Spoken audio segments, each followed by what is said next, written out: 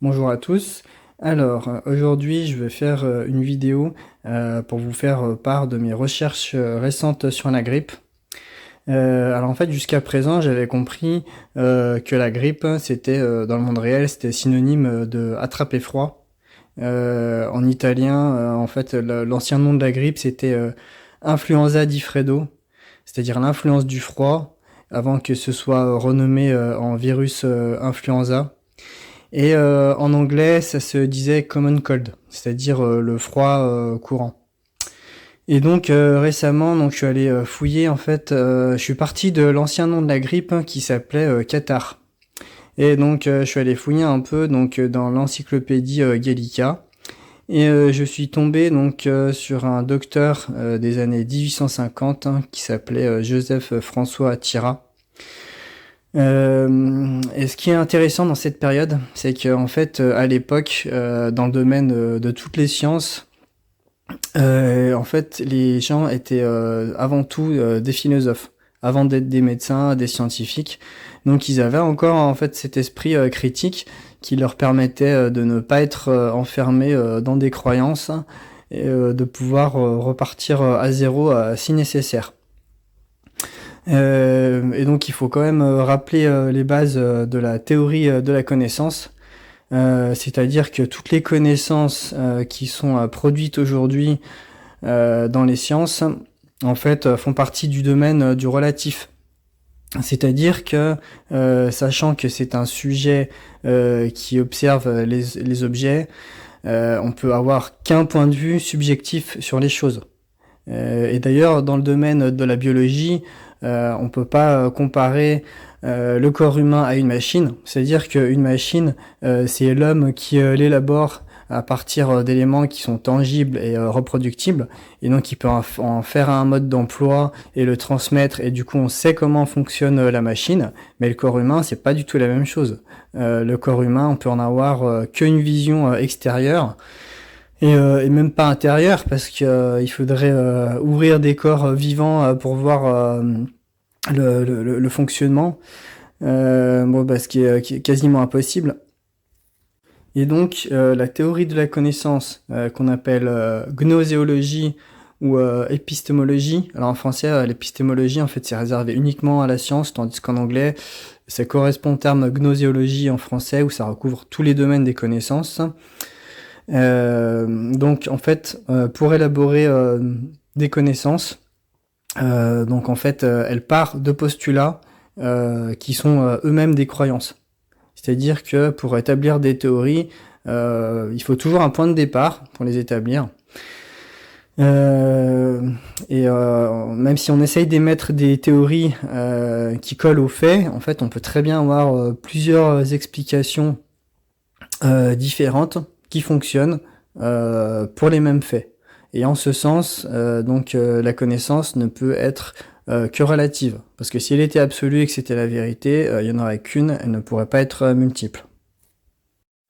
Et donc, la virologie, immunologie, forcément, ça peut être qu'une hypothèse, qu'une théorie. Et donc c'est une doctrine, c'est-à-dire un ensemble d'hypothèses qui a été érigé en dogme. En dogme, c'est une doctrine qu'on prend pour une vérité, sans jamais avoir vraiment été démontrée. Parce qu'en fait, si on s'intéresse à la science officielle, un virus, on peut pas le voir au microscope optique. Et donc, on est bien loin de pouvoir démontrer que les virus sont à l'origine des maladies. Et donc là, on va voir ce que pouvait en penser un médecin philosophe dans les années 1850, c'est-à-dire avant la popularisation de la théorie des germes. C'est-à-dire, en fait, on considère que les maladies ont comme cause unique un agent pathogène extérieur. Et ça a été popularisé par Robert Koch et Louis Pasteur d'après leurs découvertes qui datent respectivement des années 1880 et 1882. Alors, Louis Pasteur, en fait, il aurait découvert le principe de la vaccination au niveau de la maladie de la rage. Et Robert Koch, quant à lui, en fait, il aurait déterminé l'origine de la tuberculose comme étant le bacille de Koch. Alors, on y va pour se plonger dans l'ouvrage de Joseph-François Thiras, donc qui s'intitule « Des maladies chroniques, spécialement de la phtisie pulmonaire et des affections qui la produisent le plus souvent ». La phtisie pulmonaire, en fait, c'est l'ancien nom de la tuberculose. Et on verra ensuite en quoi c'est en lien avec les autres affections, dont la grippe. Alors, tout d'abord, on va déjà prendre connaissance à la page 13 de son système de pensée, en fait, de sa vision des choses. Où là, il nous dit je me plaçais dans une position qui me permit d'observer ces affections sur une vaste échelle, et après avoir consacré plusieurs années à l'étude des altérations produites sur nos organes par les maladies chroniques, et m'être lassé enfin d'ouvrir des cadavres et de chercher, comme beaucoup de médecins, le principe de la vie dans les entrailles de la mort, sans résultat appréciable pour l'humanité, je dirigeais désormais tous mes soins vers les études thérapeutiques, convaincu que ce n'était que par la connaissance approfondie des vertus des médicaments que l'homme de l'art pouvait décidément guérir. Je cessais de voir dans les systèmes et les idées préconçues autre chose que des hypothèses à vérifier, et je demandais au fait que je rassemblais avec soin des résultats que je pourrais plus tard ériger en principe. Donc là, on voit vraiment que c'était l'esprit d'un philosophe, et non l'esprit d'un docteur aujourd'hui qui aurait simplement reçu une formation et qui se contenterait de rester dans ses croyances. Alors ensuite, on va se rendre à la page 19.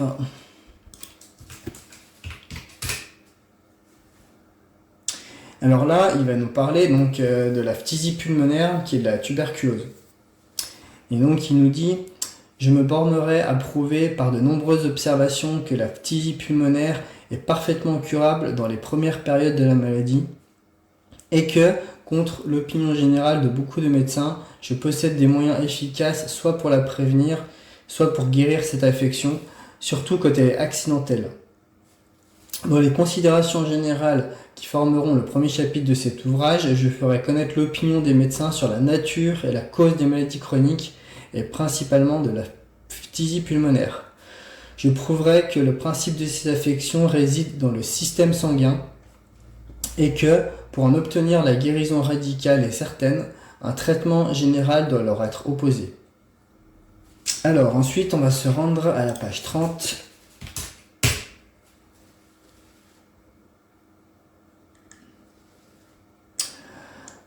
Donc là, il nous dit « Les auteurs qui ont écrit jusqu'à présent sur la phtisie pulmonaire n'ont considéré cette maladie que sous le point de vue des lésions anatomiques qui la caractérisent et ne se sont point occupés de l'altération des liquides dont elle est très souvent la conséquence. » Donc en fait, là, quand il parle des liquides, il fait référence à la théorie des humeurs d'Hippocrate, des 4 humeurs, qui sont la bile jaune, la bile noire, le sang et le phlegme. Et donc ensuite, il nous dit donc tous leurs travaux se sont bornés à fixer le diagnostic de cette affection et à donner des moyens d'investigation sûrs pour y arriver. Une fois la maladie reconnue, la croyant au-dessus des ressources de l'art, il se serait bien gardé de lui opposer une médecine active. Alors ensuite, on va continuer un peu plus loin dans l'ouvrage. On va se rendre donc à la page 31.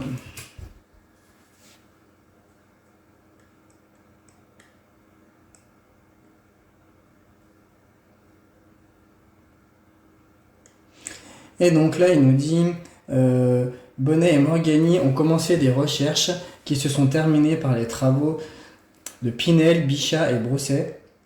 Ces fondateurs de la médecine organique ont cru trouver dans les lésions locales la cause des symptômes, la source du mal. Ils ont négligé les altérations du sang et des autres liquides de l'économie. Alors l'économie, je pense qu'il faut le traduire par le corps humain en fait. Et en cela, leur doctrine est incomplète et erronée. Leur médication dans la phtisie pulmonaire n'a pas même été érigée contre les tubercules. Elle s'est bornée à constater les travaux locaux qui la déterminaient.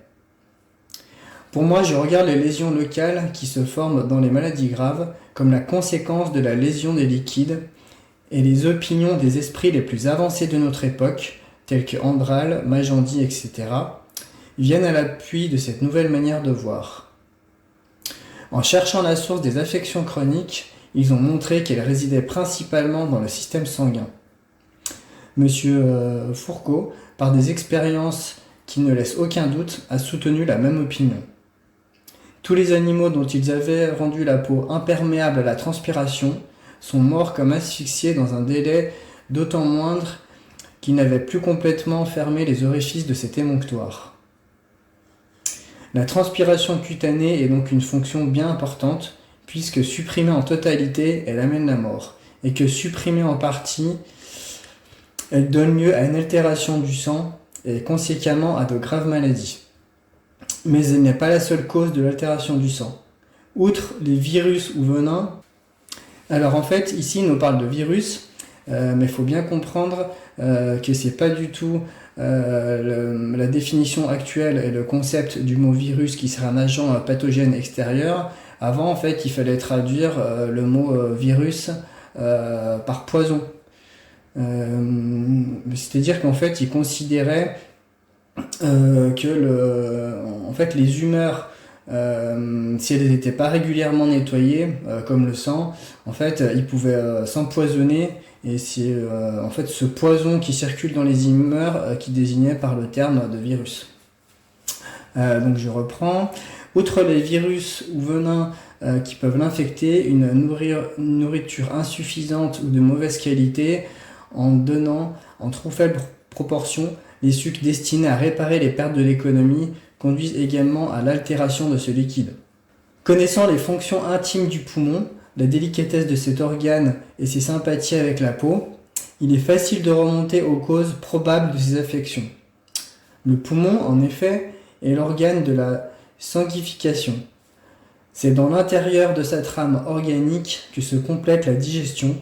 C'est là seulement que le sang chargé des principes fournis par les aliments acquiert les qualités nécessaires à la nutrition de tous les organes. Quelle doit être alors sur le poumon l'action d'un sang altéré, d'un sang qui contient des éléments propres au développement des tubercules? Comment agira la suppression de la transpiration cutanée? Quelle sera son action spéciale sur le sang et comment pourra-t-elle amener la phtisie pulmonaire? Je considère la sueur répercutée et rentrant dans le torrent circulatoire comme un corps étranger qui introduit dans le sang des sels dont l'excès se dépose à la surface pulmonaire dans l'acte de l'hématose et devient dans cet organe un principe de tuberculisation. J'ai pris pour exemple la suppression de la transpiration cutanée parce qu'elle est une des causes les plus générales des maladies chroniques et surtout la phtisie. En effet, c'est par la diminution de l'activité de cette fonction ou par sa suppression momentanée qu'on explique la part des lieux bas et humides dans la production des affections chroniques, et surtout de la phtisie pulmonaire. Il est clair que le froid resserre les pores de tout le corps, que l'humidité de l'air doit s'opposer à l'évaporation de la sueur et conséquemment ralentir les fonctions de la peau et devenir la source d'un grand nombre d'affections. Je me suis convaincu de cette vérité dans mes voyages en Hollande, en Angleterre et dans de nombreux pays brumeux et humides. Qui n'a ressenti en visitant Londres les effets débilitants de son humide atmosphère? Qui ne s'est plaint des variations subites de sa température? Qui n'a éprouvé sur les yeux, le nez et la gorge les effets irritants de ces brouillards épais? Aussi, la phtisie et des scrofules y sont-elles plus fréquentes qu'au temps de Sidémen? Si malgré l'assainissement de ces rues, la multiplicité de ces canaux et de ces fontaines, la beauté, la propreté et la régularité de ces constructions, malgré les progrès de l'hygiène qui tendent sous les jours à diminuer les causes, les maladies se sont multipliées. Quelle sera la cause de ce résultat si peu favorable, si ce n'est le défaut de principe de ceux qui en ont dicté les médications et l'ignorance de la véritable cause et de la nature de ces affections. C'est encore à l'influence de la suppression de la matière transpirable qui due la fréquence de la phtisie dans certaines professions. C'est moins à la poussière qu'ils respirent qu'à la répercussion de la transpiration et à ses funestes conséquences que les boulangers doivent la phtisie qui les atteint si souvent dans leur état pénible, faiblement couverts et leur corps en sueur. Ne s'expose-t-il pas à chaque instant en variation subite de la température ? La cause prochaine qui doit donner lieu au développement des tubercules réside donc dans le sang. Le bon sens répugne à admettre leur production spontanée dans les poumons. Autant vaudrait admettre un effet sans cause. Il faut nécessairement que l'élément y ait été apporté par quelques-uns des fluides de l'économie. Donc là, il fait référence toujours aux humeurs dans le sang. Et quelques autres fluides que le sang, à qui cet organe fait subir de si importantes modifications, auraient pu produire ce résultat. Il suffit d'avoir les plus légères notions en médecine pour comprendre que de nouvelles observations faites d'après la nature des causes de cette affection ont dû me donner des vues nouvelles et plus étendues, rendre mon traitement plus rationnel et me conduire à la solution d'une question des plus importantes pour la médecine pratique.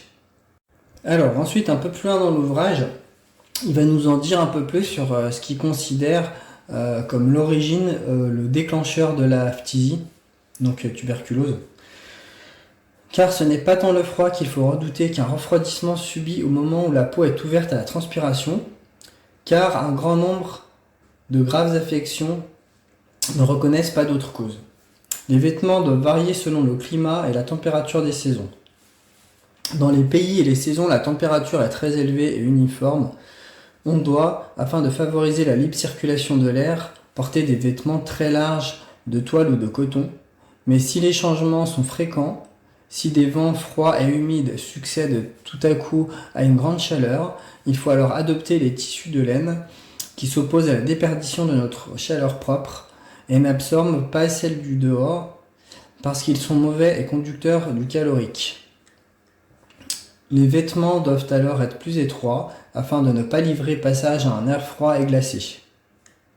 Les personnes atteintes de phtisie ou celles qui sont prédisposées doivent se couvrir de flanelle de la tête aux pieds et dans toutes les saisons. Changer de vêtements aussitôt que ceux qu'elles portent seront mouillés par la sueur et la transpiration. Elles doivent éviter avec le plus grand soin le froid et l'humidité, surtout des pieds, et ne se découvrir que lorsque la chaleur est définitivement fixée, et qu'elles n'auront plus à redouter les perturbations atmosphériques. Et donc ensuite il précise, le climat le plus favorable aux phtisiques est celui où la température est la plus uniforme, où le thermomètre subit le moins de variations. La phtisie se développe en raison directe de l'abaissement de la température et en raison inverse de son élévation. Mais sa fréquence est plus en proportion de ses variations brusques ou irrégulières qu'en proportion de son degré. Alors ensuite, on va se rendre à la page 45 du PDF où il va nous parler de la cause de la catarrhe, qui en fait donc c'est la grippe, un rhume. Et en fait, pour lui, la cause, elle est la même parce qu'en fait, il considère que la tuberculose, c'est simplement un rhume non soigné. Et donc là, il nous dit, tout le monde sait aussi que l'humeur de la transpiration, lentement ou brusquement répercutée de l'extérieur à l'intérieur, soit par le froid, soit par l'humidité, attire le sang et devient la cause fréquente de la catarrhe, de l'asthme convulsif et de toutes les affections graves de l'organe pulmonaire.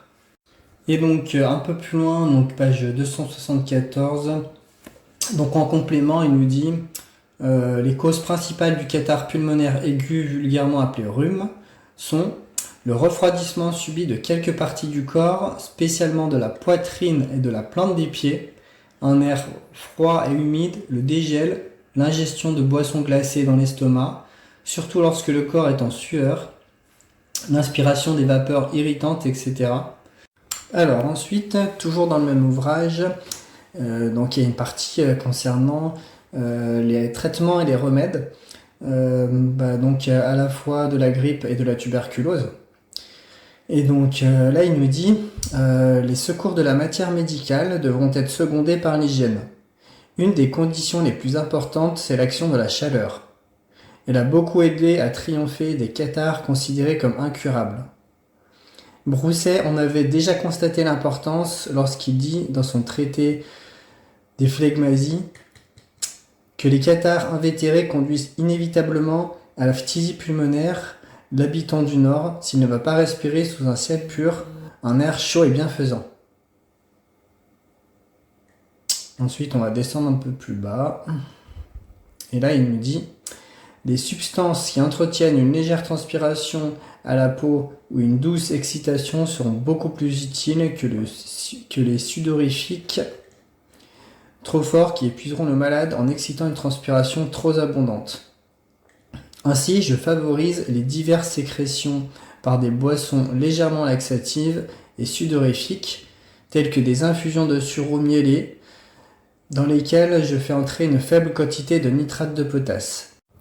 Alors ensuite, il nous dit si le sujet est jeune et robuste et que le cathare pulmonaire soit accompagné d'accès d'asthme, j'emploie les fumigations avec les plantes balsamiques, la poudre expectorante et des frictions avec le liniment alcalin. Si au contraire, le malade est faible et d'un âge avancé et que la maladie existe depuis longtemps, je lui fais respirer les vapeurs que donne la poudre fumigatoire projetée sur des charbons ardents ou celle des teintures éthérées de baume du Tolu ou du Pérou. Alors ensuite, j'ai étendu mes recherches en allant voir dans un de ses autres ouvrages qui s'appelle Traité des maladies de poitrine et du cœur, phtisie pulmonaire, cathare, asthme, crofule et des affections. Et dans cet ouvrage, en fait, on trouve beaucoup plus de détails sur l'hypothèse qu'il a émise précédemment concernant le fonctionnement de l'interruption de la transpiration et le mécanisme déclencheur de la grippe et de la tuberculose. Donc on va aller voir ça à la page 162. Et donc là il nous dit enfin, pour étudier scientifiquement l'étiologie des cathars, il faut, selon moi, préalablement connaître les fonctions physiologiques du système cutané, tant externe qu'interne, c'est-à-dire de la peau et de la muqueuse. Celle-ci, en tant que la continuation de la première, doit sa différence d'aspect, de texture, etc., à l'absence des agents physiques qui, tels que l'air, la lumière, etc., font sans cesse sentir leur action sur le système cutané externe. La peau est ainsi, que l'ont démontré les physiologistes, le siège non seulement de la transpiration sensible ou insensible, mais encore d'une véritable respiration. La peau absorbe de l'oxygène et exhale de l'acide carbonique, absolument comme les poumons. Aussi, les plaies, les brûlures, etc., qui entament et détruisent le tissu cutané dans une grande étendue, sont-elles extrêmement graves et souvent mortelles. C'est que le corps se trouve par là privé d'une surface qui remplit une des fonctions les plus importantes de la vie. On comprend donc que si la fonction de la peau se trouve entravée par de certaines conditions atmosphériques, froid, humidité, etc., la muqueuse ou, comme l'a appelé la peau rentrée, doit s'en ressentir presque immédiatement. Si le produit de l'exhalation normale de la peau est en moins, le produit de l'exhalation morbide de la peau sera en plus.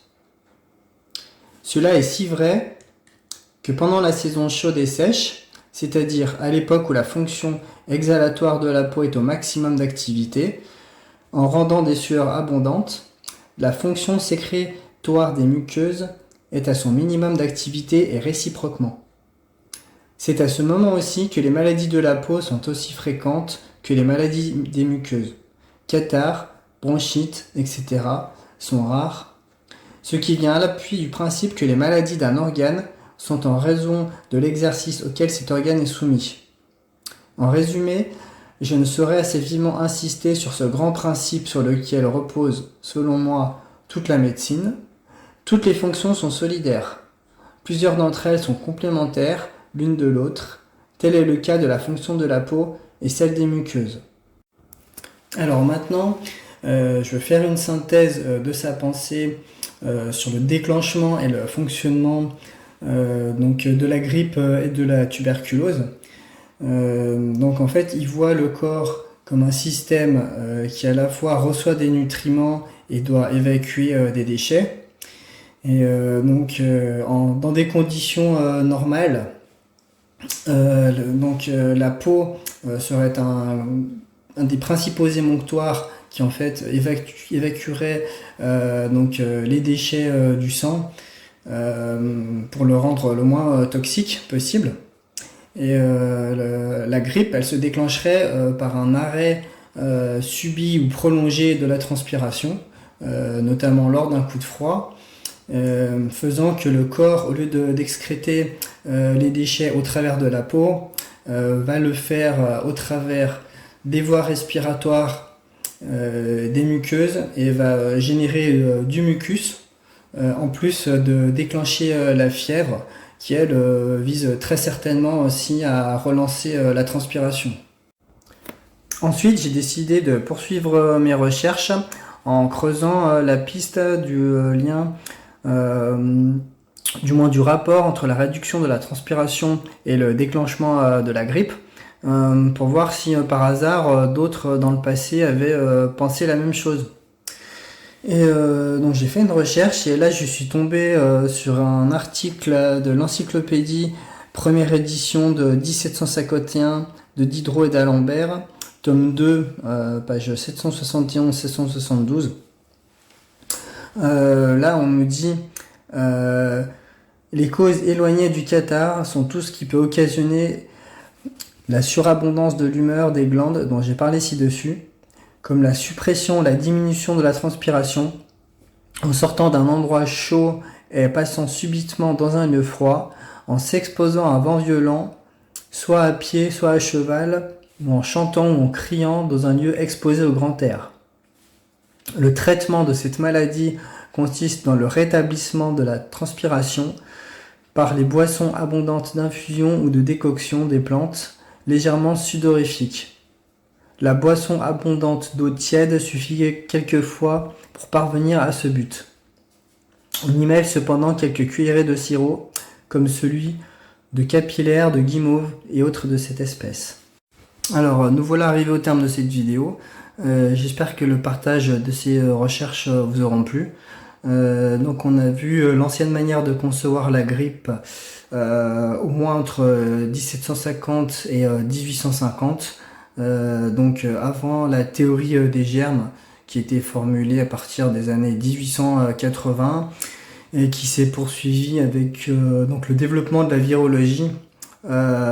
Pour rappel, la conception actuelle de virus en lien avec la découverte de l'ADN date de l'année 1953. Et ce qu'il faut bien intégrer également, c'est que le système immunitaire, c'est simplement une vue de l'esprit. C'est simplement un modèle théorique qui a été développé en lien avec la virologie et le postulat de l'agent infectieux extérieur comme déclencheur des maladies. Je vous remercie beaucoup à tous de votre écoute et je vous souhaite une très belle journée.